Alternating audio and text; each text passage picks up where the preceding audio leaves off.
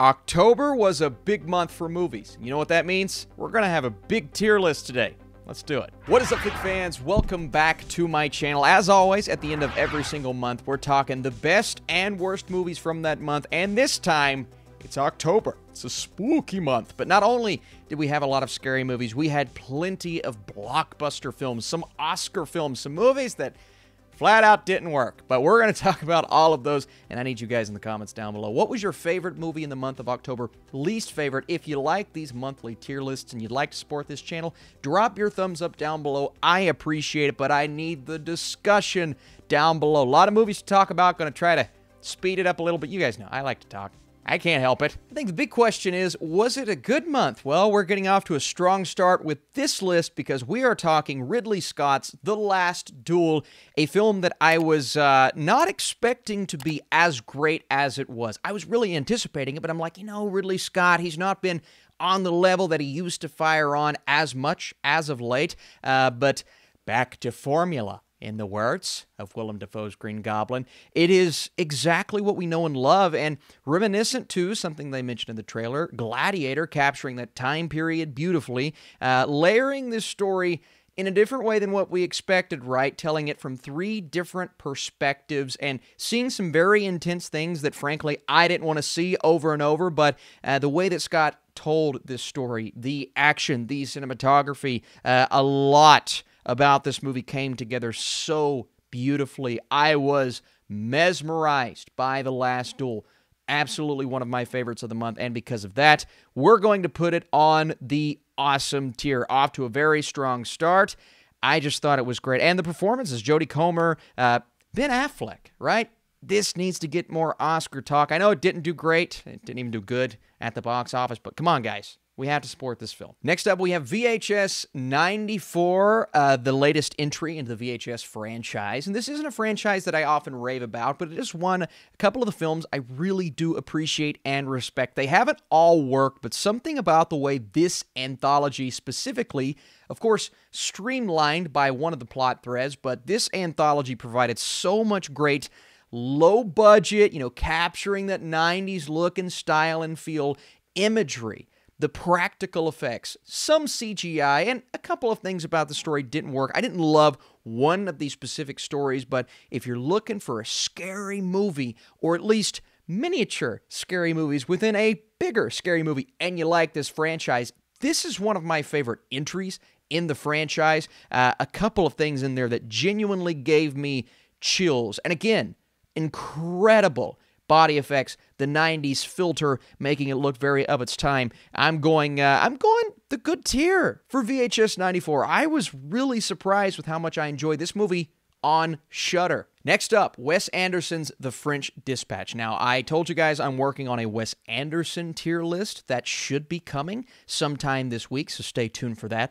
But as of now, let's talk about his latest movie and the fact that I wanted to love The French Dispatch. I wanted to walk out saying this is one of the best movies of the year, absolutely bar none. And what we get, like VHS 94, didn't mean to put them back to back on purpose, is we get a series of stories, an anthology film, again, streamlined by Bill Murray's story and how everyone's coming together and telling all of these different tales and exploring this fake French town, which is super fun. It's Wes Anderson being the most Wes Anderson-y that Wes Anderson has ever Wes Andersoned. Does that make sense? Well, you talk about his look, his feel, his style. Visually, the movie is stunning. And I don't even really see anything wrong with this film on that level. So technically, I was in love with it. Story-wise, I couldn't quite connect to some of the stories.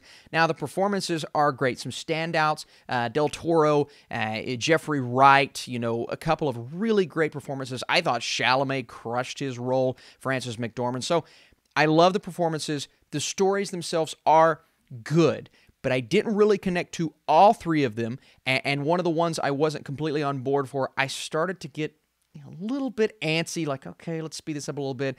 But you throw in some really cool, interesting stylized effects within some of these stories and that 2D aspect to that final story, which I absolutely love. So The French Dispatch, while I'm not raving about it as much as I wanted to, I still really enjoy the experience. I think this is a good movie, and it goes on the good tier. How about the Many Saints of Newark, a Sopranos story? My wife says I'm really bad at that. Am I bad at that? Yes, probably. Look, I understand this movie was getting, kind of railed on at first. Everybody was saying it's a little boring, it's a little slow, some of the inconsistencies with the actual show, and I understand some of those inconsistencies, but what I was really floored and mesmerized by were the performances, right? Gandolfini, of course, his son, playing the young version of his character, Tony Soprano, who did just such a wonderful job, but that's not what the story revolves around.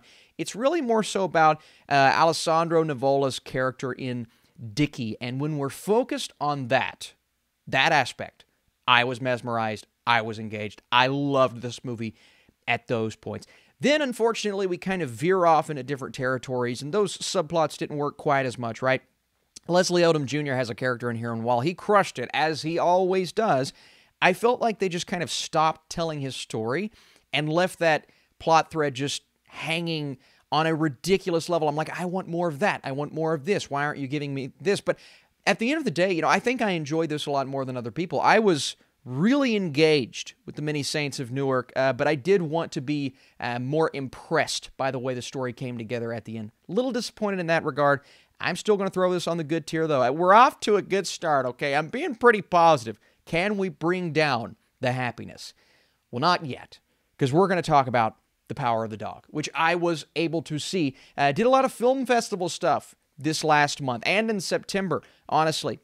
This was one of those movies, The Power of the Dog, which I was really locked into thanks to Jane Campion's direction. It's moving, it's atmospheric. I thought the set pieces on a technical level, again, we're talking a lot of technical aspects of these films, but you can't help but to notice the cinematography and the score. But then you get into the performances. Benedict Cumberbatch and Kirsten Dunst giving one of her best performances yet. This is going to have a lot of Oscar buzz surrounding it. And, at the beginning, people were saying, well, this is a Best Picture contender. And I still think it gets nominated for Best Picture. I don't know if it contends with the best of the best up there in that top 5, but it's not out of it yet. It still has a chance. The story itself is dark. You're revolving around this character who is, he's letting jealousy creep up in him and build up. But then you get into Cody Smith-McPhee's character, and there's that relationship and hatred, love. You're exploring all of these different emotions. I can't wait for you guys to see it because it's a very different Western, not what we're used to, much more of a thinking man's piece. Some people haven't been fully invested and locked into the story, and I did find a couple of issues with the pacing, so didn't quite love it as much as many other people did, but I'm still raving about it enough to put it on the great tier. The Power of the Dog, it's dropping on Netflix this month, so I can't wait for you guys to see it. It's definitely one you're going to have to check out. Now we are getting into the Netflix portion of the list. So a lot of Netflix movies. Prepare yourself. Bright, Samurai Soul. You remember that movie that came out with Will Smith and Joel Edgerton a couple of years ago that I wasn't the biggest fan of, but some people thoroughly enjoyed? Well, that's kind of making its return in anime form. Simu Liu, hey, Shang-Chi, he's in this film. I like the idea of kind of retelling this story with a samurai setting. That's interesting for me. The animation was a bit of an issue for me. I felt like they could have done a better job. It's stagnant at points, and it doesn't quite flow. I think the film does a nice job of exploring the lore, right? The world of Bright, it's so vast. There's so many things to explore, lots of creatures, lots of relationships, and again, you have that relationship between two very different people. They're not both humans, but from very different backgrounds. They come together. They have to protect this little girl who was a bit much at times.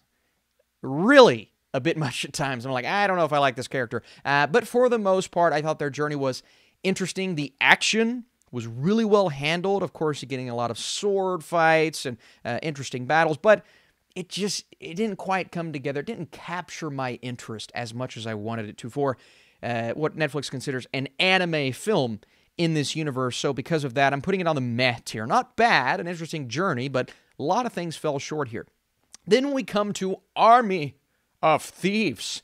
Not Army of the Dead, but within that universe. I think they could have held off on some of those callbacks to Army of the Dead, right? I like the idea that you're spinning off this character of Dieter, and by the way, he doesn't only star in this movie, he directs this film, But when it tried to say, hey, zombies in the background, that's happening. You're having dreams about zombies. And they kept trying to hit that. I'm like, okay, let's just separate it, right? I know it's in the same universe, but they were kind of shoehorning some of those things in there.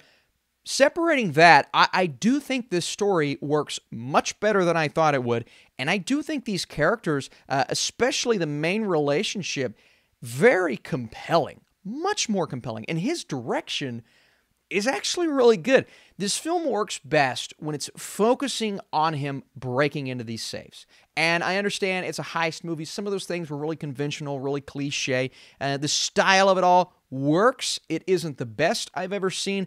But when you're focusing on that aspect and you give us some really compelling, interesting characters, relationships, a nice third act, some deeper emotion that I thought what it was going to be, didn't love the film, but I actually thought Army of Thieves was an okay movie. I enjoyed myself. There's some fun to be had here.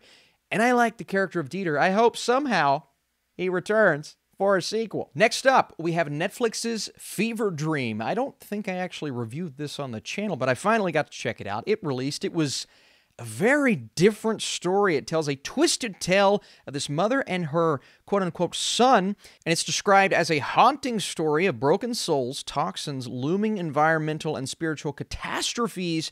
But then you start to realize what actually is happening here, and that in itself is a fascinating concept. I actually loved the concept of this movie and the emotion behind what this mother's having to deal with and confronting the demons not only of the past, but of the now. And I thought that was really cool, like some of the performances in there.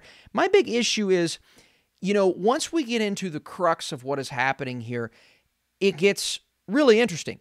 Prior to that, I was struggling to get on board with the pacing, and I just wasn't quite invested as much as the movie wanted me to be. So when everything goes down at the end and everybody's like, all right, here we go, we're amping up. At that point, we're like 55 minutes into the movie. I just found myself wanting so much more from this concept. So not a lot of people have seen. I'm not going to spend too much time on it. Fever Dream, unfortunately, goes on the meh tier for me. I just couldn't quite get into what a lot of people seem to be really enjoying on like IMDb and Letterboxd. So, okay. How about No One Gets Out Alive? It's all about an immigrant who is searching for the American dream, but she's forced to take a room in this boarding house, and she finds herself in a nightmare she can't escape. I think this movie does a great job at building tension, right? It's established all throughout the film. She's hearing noises and sounds and voices, and she's trying to figure out, okay, what's going on? You probably should have looked into it just a bit more before you took that offer. But I will say the progression of the story is interesting. What I found a lot of fault in here was how it all kind of turns out and comes about. And you get some action-esque scenes at the end. One character in particular who's just conniving and slimy and, you love to hate him. But at the same time, you're just, you're wanting more all throughout the movie. That's kind of what I found myself thinking as this was going, is like, I want more from this. I want more from her character, maybe dive a bit deeper, give us something a bit more interesting. The look is icky and grimy, but it's supposed to feel that way. But the experience itself was just kind of, and honestly, I'm having trouble thinking of what happened with this film. So No One Gets Out Alive on the meh tier, just not very memorable, unfortunately. Then we have Hypnotic. And we actually just talked about this on the channel, so I won't spend too much time. Good cast, Kate Siegel, Jason O'Mara. I really, really like some of the actors in here. It's all about this young woman. She's seeking self-improvement, so she enlists the help of a renowned hypnotist. But after a handful of sessions, she discovers the unexpected and deadly consequences. I don't want to spoil what happens with the hypnotist, but I like the concept of this movie using that to provide us with some, not really scares, just some, intense moments where you're kind of grabbing the edge of your seat. Okay, what's going to happen next? And the performances, again, Kate Siegel is really good in this film. One scene that's kind of devastating, and she provides some great emotion. Beyond that, it's a cliche film. It is cliches up and down, moments that you're just like, what are you doing? Character decisions. Come on, guys. It's one of those, you're grabbing your head. You start to get a little headache because of what the characters are doing. And I'm just like, you could have written this so much better. than what you actually did. It's from the directors of The Open House, which is a terrible, terrible film. So this one's better, but it's still not good. It's actually bad. Bad tier for this one. Let's move on. So in certain countries, this movie is known as Kin. It's actually known as, I believe, Grudge in the United States, but not the scary movie Grudge. It's a very different kind of film. Ahead of a promotion, a police chief becomes embroiled in a fatal incident and uncovers a grudge-fueled plot. There it is. There's the name of the movie that threatens his associates. This film is kind of ridiculous. You know, I thought the filmmaking style was just choppy, and the movie progression is choppy. And you have to get behind this character whose actions really gets him in some pretty bad situations. You have another character who's kind of onto what this police chief is lying about, but then it turns out the story starts throwing twists and turns at us that are just out of left field. Now, what I liked about this film, I liked the progression. I liked the way that the story itself was paced, you know, very action-heavy sequences where you're locked in during those moments. So I liked those, and I think some of the characters here are really likable. The rest of it was extremely disappointing compared to what the setup was giving us. And because of that, you know, a bit higher on the bad tier, but the bad tier nonetheless. I thought this movie was so choppy. Is someone in your house? This was interesting, mostly because what the killer does is the killer wears the face of his or her next target as the mask. And I'm like, okay, you have a slasher villain that could easily turn into an icon here. So the graduating class at Osborne High is being targeted by this masked assailant, intent on exposing the darkest secret of each victim. So what this killer is doing is exposing the secrets, targeting them, and then, of course, killing them. And that was interesting. That was cool. That's about the only cool thing in the film. The rest of it is this coming of age, you know, high schoolers being high schoolers, even though some of them don't look like high schoolers. I do like the idea of them coming together and trying to support certain people, but at the same time, you're making dumb decisions like you're going to a party when this killer's out there killing people, and you're doing things that just don't seem smart. But beyond the decision-making, I just thought this film could have been handled so much better than it was, especially with a great slasher concept with what you gave us. Not bad, but meh. It's one that I won't remember. All right, Netflix, you're really filling up the bad and the meh tier. We're going to have to stop this. Is Night Teeth the movie to do it? The answer is no. I like the lead performance here. He's really good, and Debbie Ryan, you know, our main two. And one of the relationships that comes from our main character and Debbie Ryan's character, you have some vampires taking this poor driver out on this wild, crazy adventure. You hit a bit on the lore of, you know, vampires versus humanity, the fact that they're hiding in the shadows, and that was actually really cool. And the filmmaking style here, compared to some of these other movies on the meh tier, it is a lot better. But, instead of focusing on the really cool things that you set up here and giving us awesome violence, instead you're substituting PG-13 isms for that. You're focusing on their night out. And that became more and more uninteresting as we went. And all of this cool stuff, you just kind of leave to the side. So because of that, I have to put Night Teeth on the meh tier. Another meh Halloween Netflix movie. All right, thank goodness we are done with the meh tier. Just kidding. Injustice. I'm spoiling my decision here. You know, this is a story from the comic books and the video game, which I love, where Superman turns bad because of something that the Joker does. It's super cool. Heroes are turning against heroes. You have so much here that could have worked so well if you would have spread this out for 10 episodes, okay? They are exploring a lot within all of this time, and because of that, when you're trying to squeeze it all in 2 hours, I'm just like, you're leaving out this integral moment. And I could see someone watching this, not knowing anything about the story, seeing it for the first time and saying, okay, that worked.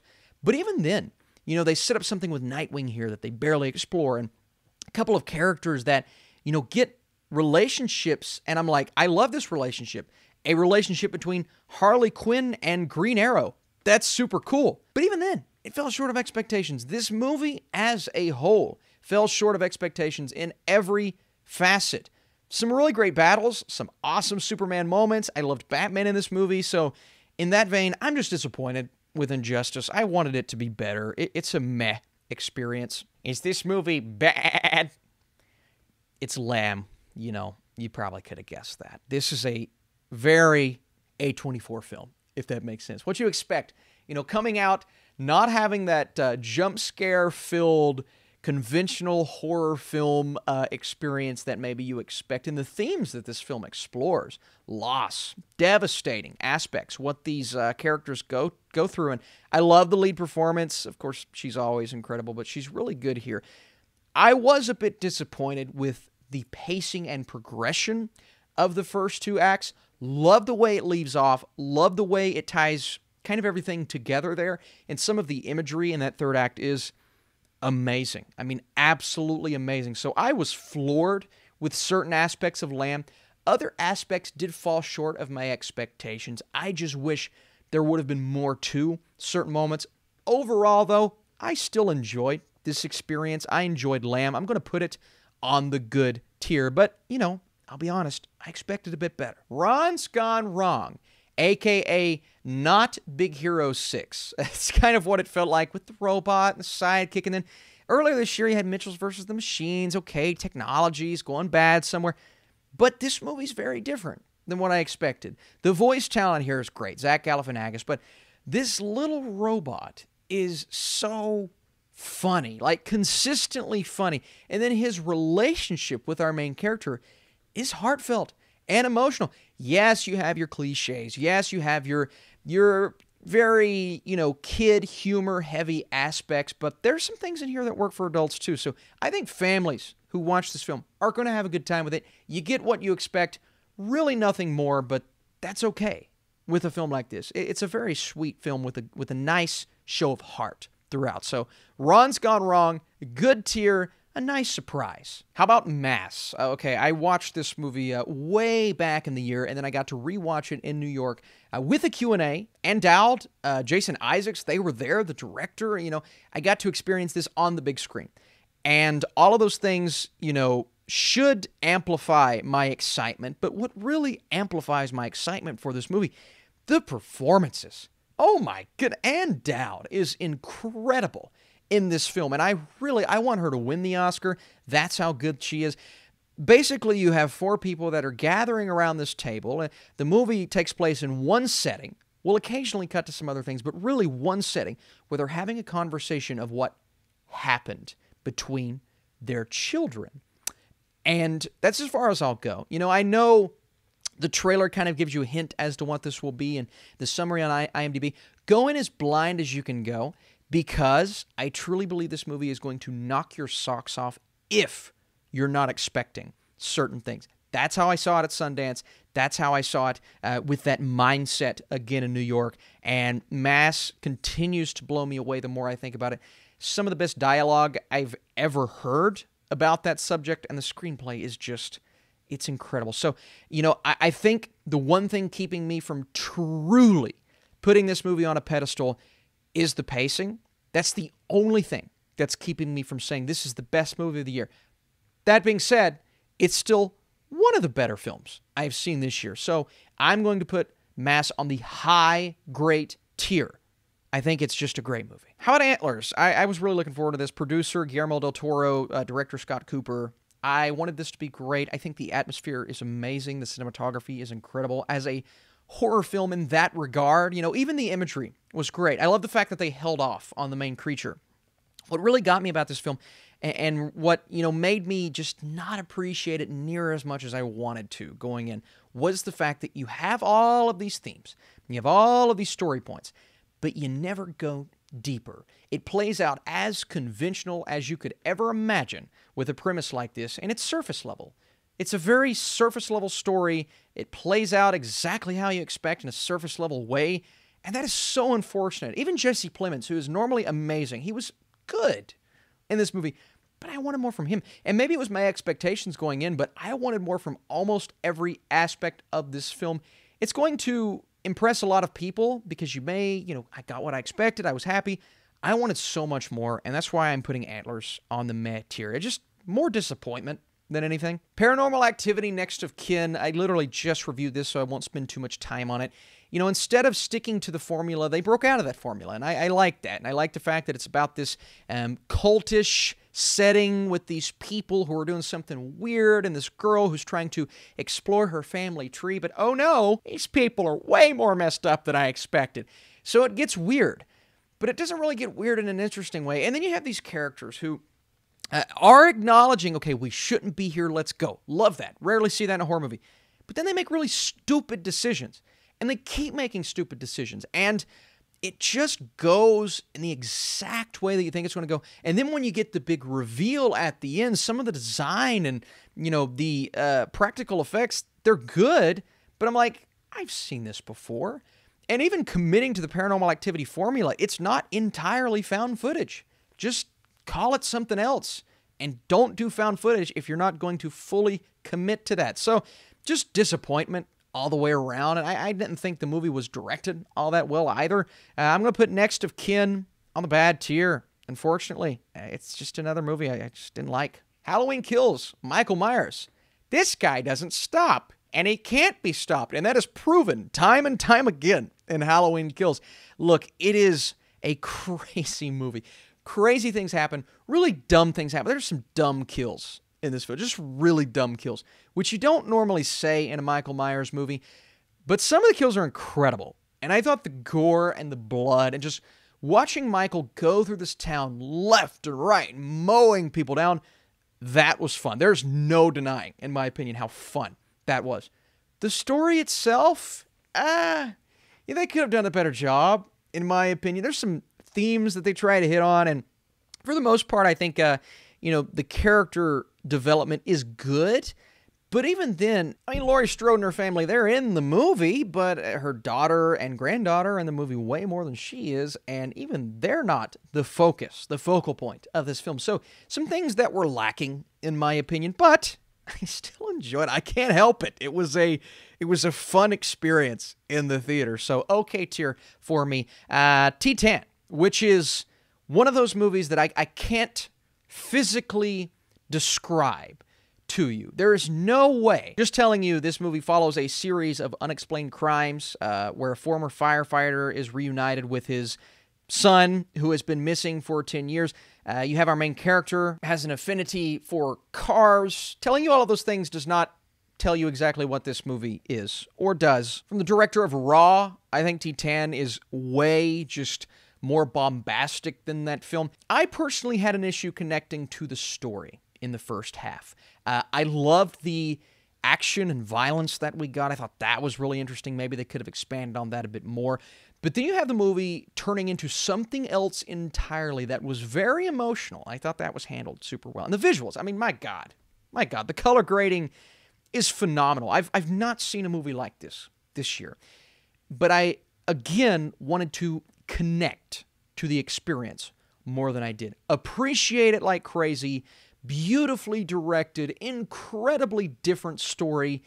I wasn't as high on it as I'm seeing a lot of other people are. So because of that, this goes on the good tier, but it's unlike anything else I've seen. And originality is key. That in itself should make people watch this film. No Time to Die. This one was early in the month. I actually saw this in September. I didn't even see this in October. But it was such a mind-blowingly surprising. Like, I expected to like this film. You know, you got a great director at the helm. Obviously, he is and forever will be my James Bond. And Daniel Craig is that guy for me that just captures every aspect of this character. But I didn't expect it to resolve so many things so beautifully. And I know there was a little bit of controversy, like it's not my James Bond. Most of those were people that didn't see the movie until they saw the movie. My thing about this film is the way that it plays out is so unexpected. Not only that, but there's so much heart to this character in this film. And it's a very different Bond story. This is focusing on very different aspects of the character. But because it's his final outing, I appreciate that so much. But let's talk about the direction here. The action scenes are phenomenal. The cinematography is mesmerizing. The sound design. This is a huge, big screen theatrical experience that I just had the best time with in the theater. And the best part about it is I didn't expect to have that good of a time. I was looking forward to this. not as much as everyone else. Love Bond, love Craig as Bond.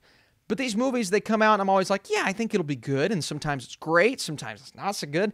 This one, in my opinion, was not only great, I actually think this movie was awesome. I'm putting it on the awesome tier. Last Night in Soho. We've talked about this all week and won't spend too much time on it. Edgar Wright doing very Edgar Wright things in this film.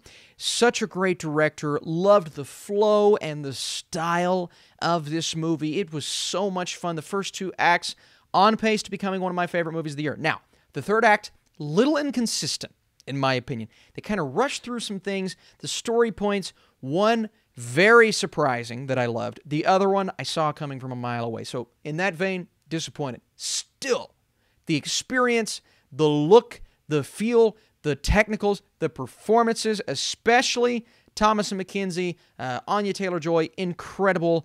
This is an Edgar Wright experience, veering into horror territory, different than anything he's done in the past, but you still have those things that you love about him. I thoroughly enjoyed this movie. I thought it was great. It's one of those films you have to see in the theater. Speaking of one of those films you have to see in the theater, how about Dune, the one that we were all looking forward to, the one that I was looking forward to for 2, 3, 4 years, since birth. Look, Denis Villeneuve, we know what he does. We know he does it extremely well. So why did I have a little bit of hesitation going in? Well, it's like my expectations are so lofty, how is it going to surpass him? And it didn't surpass him. I'll say that much, because they were so high, but it met them.